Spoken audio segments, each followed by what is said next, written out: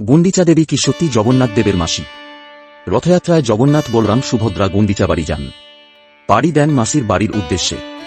সেখানে 7 দিন থাকার পর ফিরে আসেন নিজ ধামে। কথিত আছে এই 7 দিন মাসির বাড়ি থাকেন প্রভু জগন্নাথ। গুন্ডিচা বাড়িতেই আস্তানা গেড়ে বসেন। কিন্তু কে এই গুন্ডিচা দেবী? জগন্নাথ দেবের উদ্ভবেই ছিলেন তিনি। সমুদ্র থেকে দারুব্রহ্ম উদ্ধারের পর অনেক বাধা পেরিয়ে শুরু হয় মূর্তি নির্মাণের কাজ।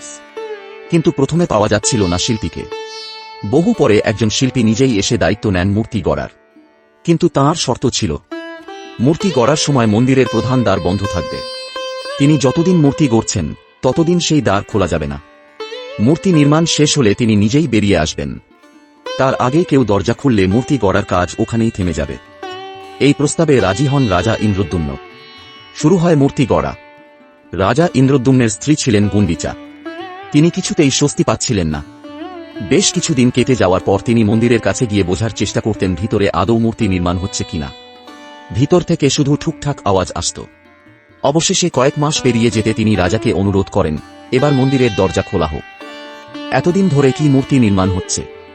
রাজা ইতস্তত করলে রানী নিজেই প্রধান দ্বার খোলানোর ব্যবস্থা করেন। দ্বার খোলার পর দেখা যায় সেখানে দারুমূর্তি অর্ধনির্মিত অবস্থায় পড়ে রয়েছে। হাত দুটো তখনও গড়া হয়নি। এই দেখে গুন্ডিচা কান্নায় ভেঙে পড়লে সেখানে নারদ উপস্থিত হন। তিনি বলেন, এসবই প্রভুর লীলা। প্রভু এমনটাই চেয়েছিলেন। তখন গুন্ডিচা ইচ্ছে প্রকাশ করেন প্রভু যেন তার সন্তান হয়ে একবার জন্ম নেন ও তার ঘরে এসে থাকেন। জগন্নাথদেব গুন্ডিচার সে প্রার্থনা রাখেন। গুন্ডিচার গর্ভে জন্ম না নিলেও তিনি প্রতি বছর তাঁর বাড়ি 7 দিনের জন্য ভ্রমণ করতে যান। তাকে মাসি বলে সম্বোধন করেন। আর কে না জানে মাসি অনেকটা মায়ের মতোই হন। ভিডিওটি ভালো লাগলে লাইক, শেয়ার, কমেন্ট করে আমাদের জানান। এমন আরও ভিডিও দেখতে হলে সাবস্ক্রাইব করুন আমাদের চ্যানেল।